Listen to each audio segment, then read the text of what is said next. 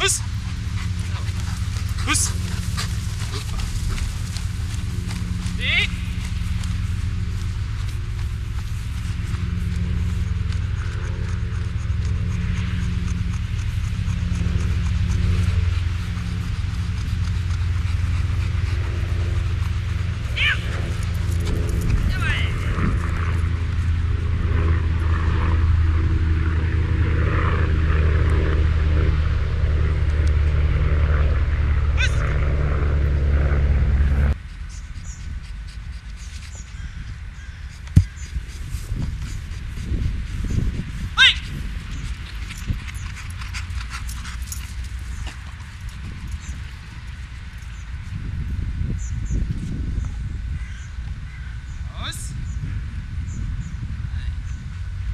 Once was out of distance.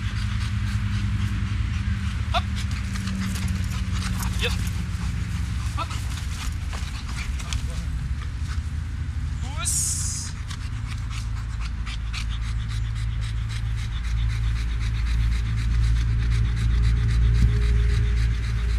Hopp! Hey!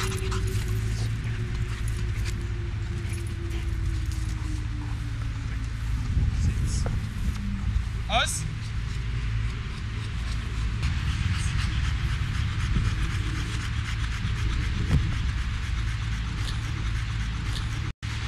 Hopp. Ring.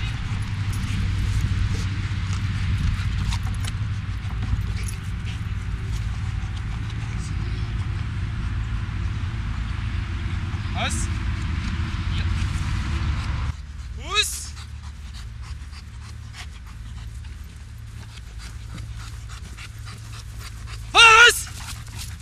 Okay. Let's.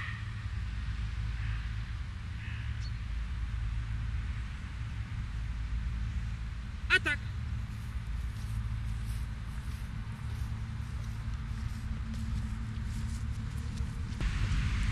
Push.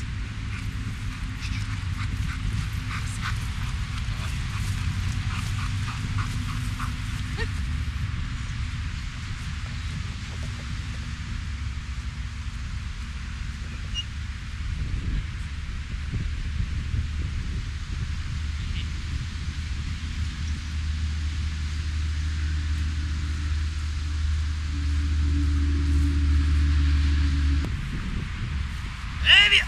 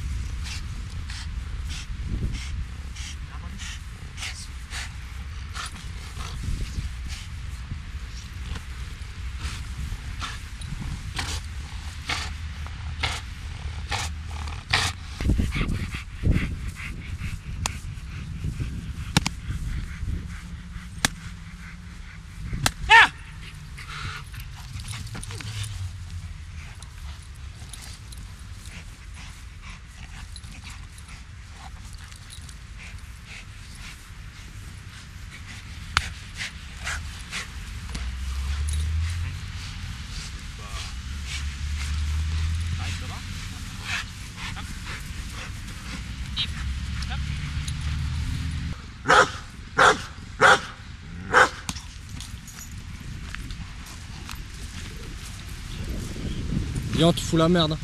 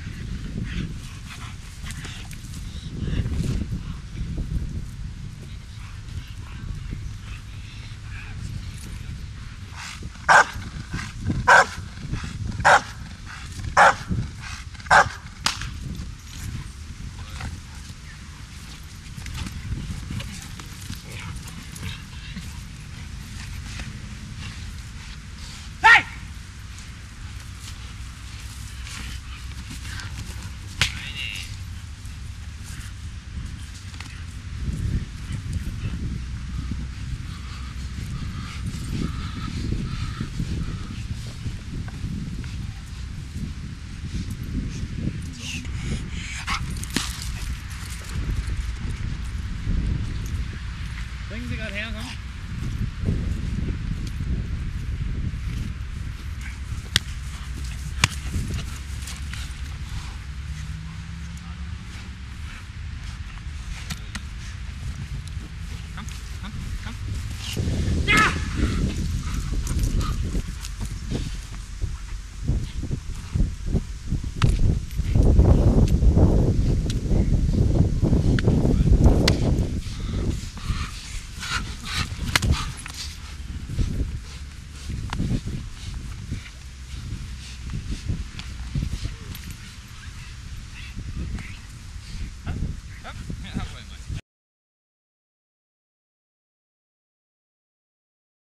Alors je dresse toutes sortes d'animaux pour le cinéma et la télévision. Je travaille avec des animaux plus ou moins gros, je travaille avec des ours, des loups.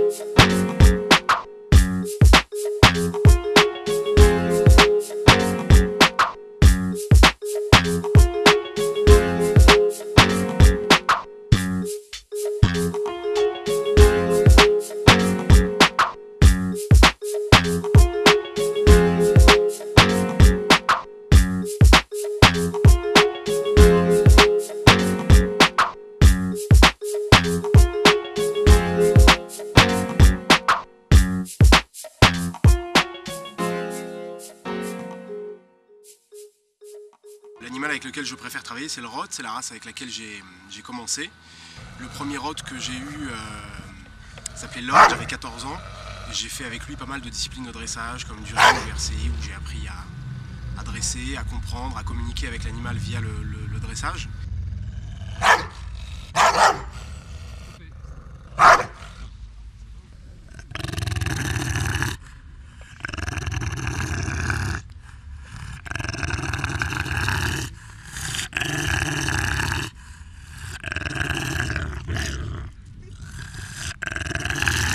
J'ai commencé à faire du cinéma à 20 ans et le premier film que j'ai fait, c'était Les Rivières pourpres. La particularité de ce chien, c'est qu'il était très souple en caractère, très sympa, il se prenait pas au sérieux. Et j'arrivais à faire avec lui des choses assez impressionnantes et dont on a besoin au cinéma. Alors il y a notamment cette faculté qu'il avait à montrer les dents. Alors c'est quelque chose qui est assez courant chez le Roth, de montrer les dents, on l'énerve un petit peu, il montre les dents.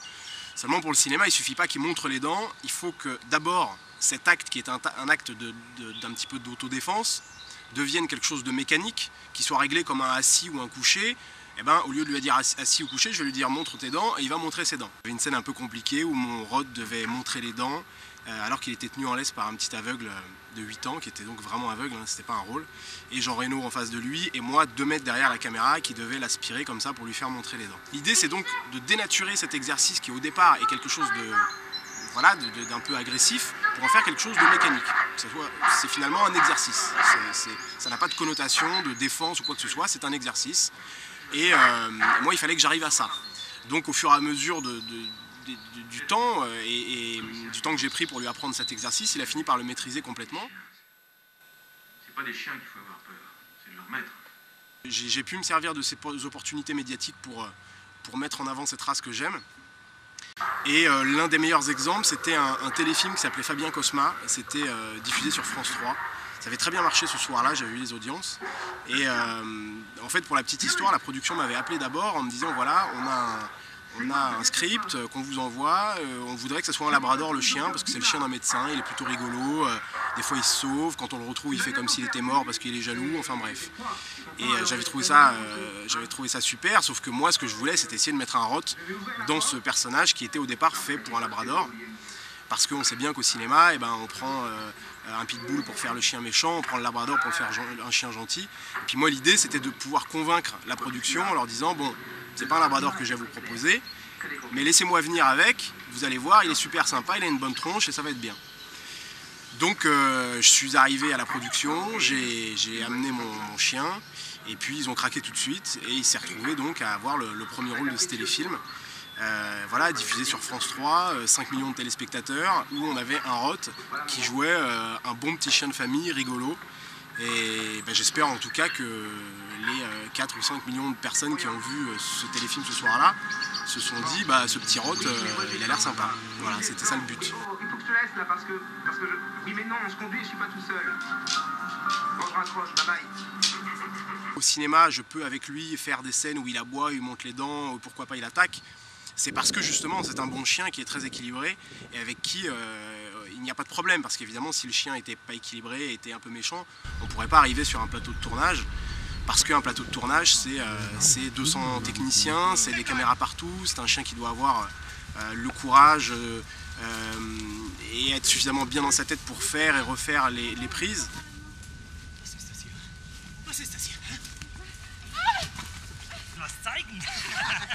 Wenn du keine Zunge hast, dann schnell. C'est bien ça.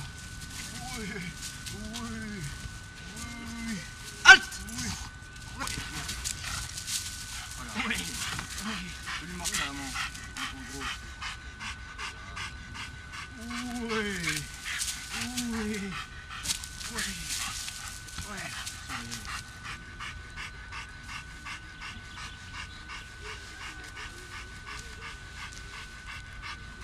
Je vais l'envoyer chier parce qu'il revient sur 1 minute. Là, la boîte, c'est pas la même. Regarde, ça le fait en bas. La boîte, il va lui aller. Halt! Halt! Bien, très bien. Voilà. Voilà. Oui. va le faire. Oui, oui, oui. Oui. Voilà. Oui.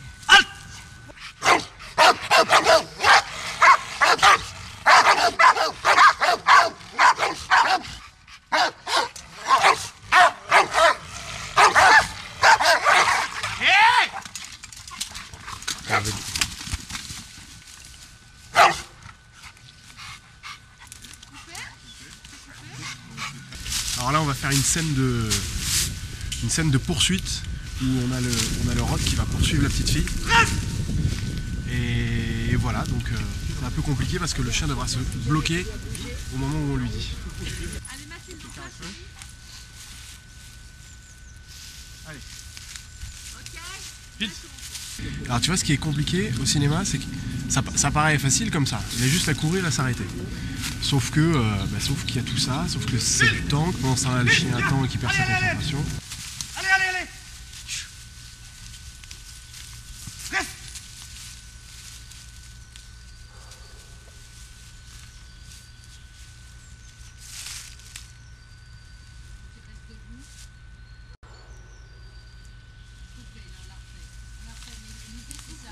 Le coup du chien qui m'arrache. Pour moi, la course c'était pas super. Le premier arrêt c'était bien. Le passage du premier arrêt au deuxième arrêt, il y avait un petit problème technique. Ensuite, le deuxième arrêt, quand il dit son deuxième réplique, je l'ai. Et je peux aussi me permettre de mettre un comédien face à face avec lui sans qu'il y ait le moindre risque. Et là, évidemment, à l'image, ça paye tout de suite. Donc, dans mes bons souvenirs avec ce chien, il y a notamment une scène voilà, qu'on avait tournée, c'est un court-métrage, où on avait une scène un peu compliquée où l'acteur devait être face à face.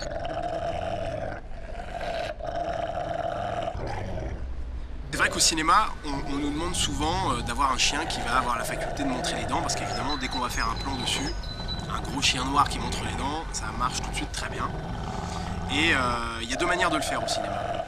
Le premier, comme vous l'avez peut-être vu dans L'Arme Fatale 4, où on va avoir Mel Gibson qui est face à un Roth. Le Roth lui montre les dents, sauf que finalement, on a utilisé ce qu'on appelle au cinéma une technique de champ contre champ, ce qui veut dire que Mel Gibson fait le con devant la caméra, donc il ne voit pas du tout le Roth, et ensuite le Roth montre les dents devant la caméra. Ce qui veut dire qu'au final, Mel Gibson n'a jamais joué la comédie avec le Roth, il n'a jamais été en face du Roth. Ça c'est la première solution, c'est-à-dire que si on a un chien qui n'est pas très sûr, qui montre les dents vraiment au premier degré et qui a tendance à s'énerver, on va utiliser cette technique de champ contre champ, où finalement donc l'acteur ne sera jamais en contact avec le chien, mais la magie du cinéma va donner l'illusion qu'ils sont l'un en face de l'autre. Quand on a un chien comme Lord, on peut aller beaucoup plus loin que ça, on peut mettre l'acteur vraiment face à face. Tout simplement parce que là il se prend pas au sérieux, il joue vraiment la comédie, il ne montre pas les dents pour être méchant, il montre les dents parce qu'on a mécanisé l'exercice et je lui demande tout simplement de montrer ses dents.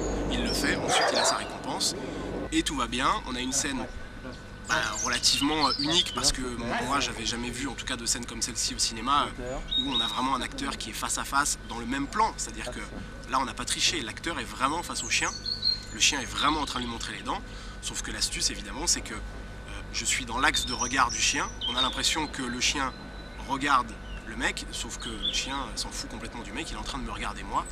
Et voilà, donc le cinéma nous permet, par différentes techniques, parfois de tricher un petit peu. Maintenant, là où on ne peut pas tricher, et là où il faut faire appel aux qualités du chien, c'est que le cinéma est composé d'une équipe technique, il y a du monde, c'est très long, c'est-à-dire qu'un chien qui a d'habitude qui peut avoir l'habitude d'aller s'entraîner 3/4 d'heure sur un terrain, sur un plateau de cinéma, il arrive parfois que le Roth travaille 5 ou 6 heures d'affilée. Ce qui veut dire qu'on a besoin d'un chien qui est un fort tempérament pour son courage et sa patience, mais qui n'est pas un fort tempérament au niveau de sa dureté et peut-être de son agressivité, parce que sur un plateau de tournage c'est impossible. Un bon chien de cinéma est forcément un chien qui est très très très équilibré, très bien dans sa tête, très souple en caractère, parce qu'il va parfois être en contact de comédiens qui ne sont pas du tout des dresseurs, qui ne savent pas bien s'y prendre avec les chiens.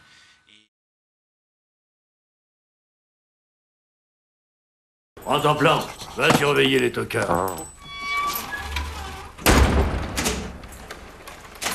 Elle a raison.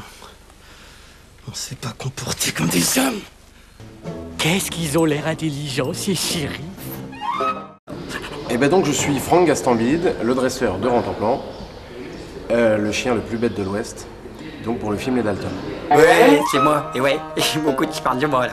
Mon métier, c'est de recevoir un scénario et de trouver le chien idéal à ce scénario, de l'entraîner aux scènes qui sont présentes sur ce scénario.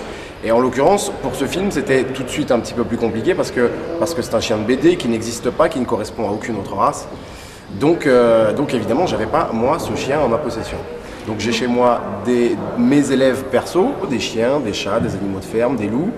Donc quand ce ne sont pas mes propres animaux, on procède à une sorte de casting. Donc mes premières recherches, je les ai d'abord orientées vers des chenils, vers des SPA, vers des refuges d'un peu partout en France. Je me suis fait envoyer des dizaines et des dizaines de photos, tous aussi invraisemblables la plupart du temps parce qu'il n'y avait absolument aucun point commun avec Rantanplan. Rantanplan est très précis. Et je voulais qu'il soit Rantanplan, je voulais qu'il ressemble à Rantanplan, je voulais qu'il ait le même poil que Rantanplan. Faire exécuter des actions à un chien au cinéma, c'est déjà très compliqué. Et ça le devient encore plus quand il a une prothèse qui l'empêche de voir correctement, qui l'empêche de respirer correctement. Et avec le truc, ça fait vraiment... c'est juste sur le zen que vous lui mettez quelque chose? Non, il y a la queue... Ah oui, cassé. Rantanplan, normalement, je m'entends très bien avec lui pendant le film. Pas bouger, hein. Bon, c'est pas la truffe de tournage, tu vois. C'est pas la définitive. Et voilà, on dirait un pit. Bah oui. Moi, je pense qu'il faudrait faire plus grosse, la truffe. Moi, je pense qu'il faudrait le faire plus long. Parce que là, on dirait un pitbull, point. On dirait un bull terrier, tu vois, avec leur grosse gueule comme ça. Et puis alors ensuite, les complications ont commencé. Comment est-ce qu'on lui fait son nez? Parce que Rantanplan, un nez, il n'existe pas dans la vie, Rantanplan.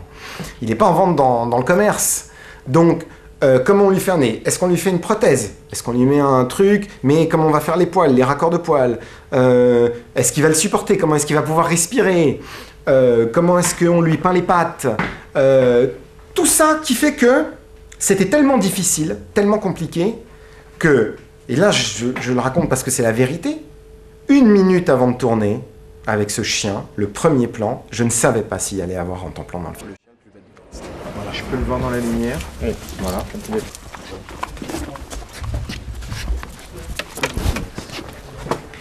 Et j'ai vu ce chien arriver, mais j'en croyais pas mes yeux, quoi. J'avais le vrai Rantanplan, celui que je voulais. Hop, allez. Assis. À brique. Voilà. Brique. On aurait dû le tourner. Ma brique. Ouais. On y est. Hein? Oui, on fait Rantanplan là, tout de suite. Tu vas dire ta phrase, Ma. On est prêt à tourner ou pas? Oui. C'est bon. Moteur demandé. Ça tourne. Action. Maintenant, vous savez ce qu'il vous reste à faire.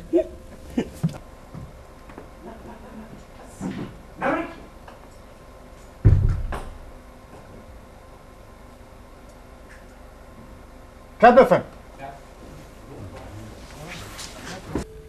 Puis ensuite, par les moyens du numérique, on a arrangé, on a peaufiné, on l'a encore rendu plus Rantanplan que ce qu'il est.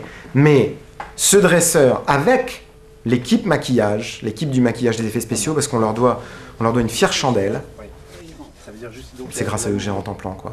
Voilà. Et on a eu un chien, mais merveilleux, merveilleux. Oh oui, ça fait Rantanplan, oui.